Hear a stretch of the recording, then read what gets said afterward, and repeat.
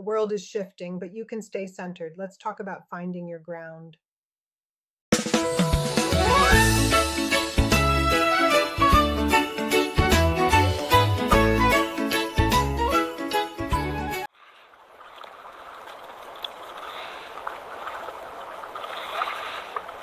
I received a message last week that I want to share because I think you're going to recognize something in it. The message said, "I'm not in a war zone. Nothing catastrophic has happened directly to me. So why does it feel like the ground is constantly shifting beneath my feet? It feels like Armageddon is coming. I check my phone and there's always something new, something worse."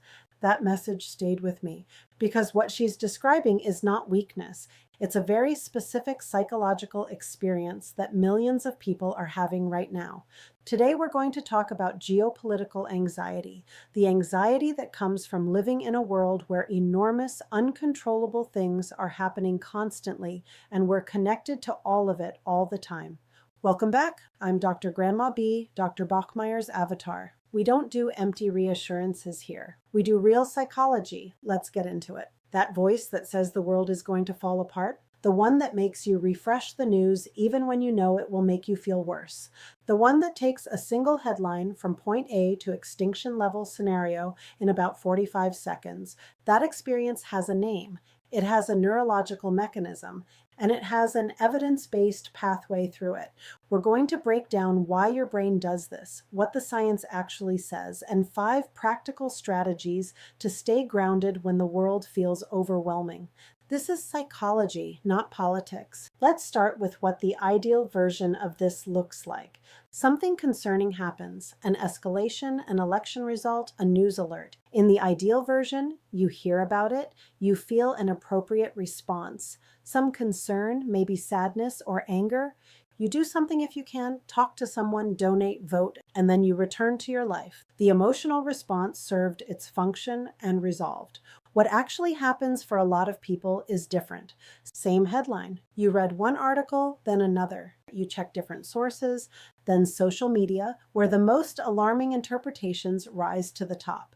You're now reading about worst-case scenarios. You close the phone and try to sleep, but the thinking doesn't stop. An hour later, you pick it up again. Not because you expect good news, but because the not knowing feels worse than the knowing. The gap between a 10-minute response and a 3-hour spiral is not a character flaw. It's the output of a specific psychological mechanism. And understanding that mechanism is where we're going next. The core driver of geopolitical anxiety is something researchers call intolerance of uncertainty. It doesn't mean you're weak. It refers to how distressing your nervous system finds unresolved, uncertain situations. For some people, the not knowing itself becomes the main source of distress, independent of what the actual outcome might be. Global conflicts, political instability, climate uncertainty, these situations don't close. There's no final update that resolves them. For someone with high intolerance of uncertainty, the distress signal stays on. Your brain also has an ancient threat detection system that cannot tell the difference between a predator 10 feet away and a geopolitical event on the other side of the planet. Both trigger cortisol and adrenaline. The difference is that a nearby threat resolves. A global crisis does not. The activation accumulates. Catastrophizing makes it worse. It's a 2-part process, overestimating the probability of disaster and underestimating your ability to cope if it happened. Both parts fuel the spiral. There's also a vicious cycle at work. Uncertainty creates distress. Distress drives you to seek more information. More information about uncertain events creates even more uncertainty, and the cycle continues. The media environment is perfectly designed to keep this loop running. The algorithm rewards the most alarming content, which keeps your threat system activated long after the initial headline. I want to tell you about someone I'll call Marcus. 37 years old, a secondary school history teacher, the steady one in every room. His colleagues and family see him as calm and reliable. What they don't know is what happens after his daughter goes to bed. Marcus reads the news the way some say feels addictive, tracking 5 outlets, 3 analysts, 2 Substacks. He tells himself he's staying informed for professional reasons, and part of that is true. But if you asked him honestly, he'd say, "I'm not looking for information. I'm looking for resolution. I'm checking for the update that tells me it's going to be okay. And that update never comes. What shifted for Marcus wasn't the world becoming safer. It was realizing he was trying to close a loop that cannot be closed by data. Once he saw that, he could ask a different question. What do I actually need right now? That small shift was the beginning, not a cure, but a door opening. Understanding why your brain does this is important, but insight alone won't stop the 11 o'clock pull. Change requires practice, showing up in the hardest moments and using the strategies when the urge is strongest. The good news is there are evidence-based ways to change your relationship to uncertainty. These aren't affirmations or positive thinking. They are practical practices that require repetition.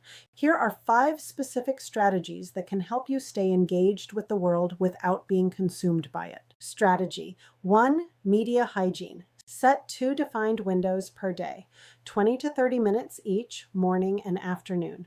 Use only vetted sources, no social media feeds, no checking at night or first thing in the morning. Treat it as a commitment. This limits how many times you activate your threat system without resolution. Strategy 2, uncertainty, tolerance, practice. Build your capacity to sit with not knowing through small, deliberate exercises.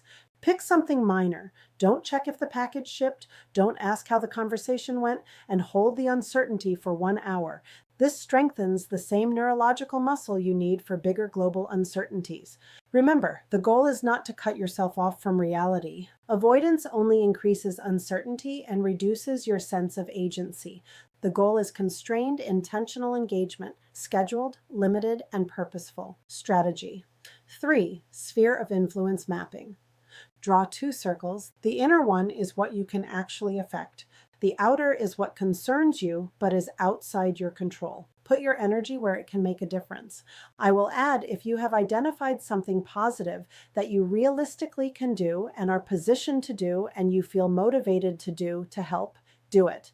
Create your strategic plan that includes how, when, who, what, why, where, and how to integrate this into your real-life routine in a practiced, thoughtful, intentional manner. If you passionately wish you could influence a situation for the better, but after analysis, find you actually cannot, redirect your energy. The one thing you can do is offer empathy for others who feel as restricted and provide an optimistic space. Doing what we can does help quiet the mind when we have that option. This is realistic resource allocation, not resignation. Strategy 4, somatic regulation. First, when the spiral starts, your body goes into threat mode. Put one hand on your chest. Inhale for 4 counts, hold for 1, exhale for 6. Do 3 cycles. This activates your parasympathetic system before you try any cognitive work. Body first, mind second. Strategy 5. Historical resilience reframe. When your mind jumps to worst-case scenarios, remind it of the historical record. Humans have faced enormous uncertainty before and have survived, adapted, and rebuilt. You don't have to believe everything will be fine, only that your coping resources are larger than your anxious mind is currently estimating. Let me tie the science together. The core driver of geopolitical anxiety is not the news itself. It's your relationship to unresolvable uncertainty. Studies show that intolerance of uncertainty predicts anxiety severity during global crises far more than the events themselves. The media cycle keeps feeding the loop. Uncertainty drives news seeking, which creates more uncertainty. Changing your relationship to that uncertainty is what breaks the pattern. And here is the genuine good news. Intolerance of uncertainty is not a fixed trait. With practice, you can build real tolerance for not knowing. If you've been carrying this anxiety, you've been trying to stay informed and engaged in a genuinely uncertain world. That caring is part of who you are. The problem is when caring gets fused with catastrophizing and constant checking.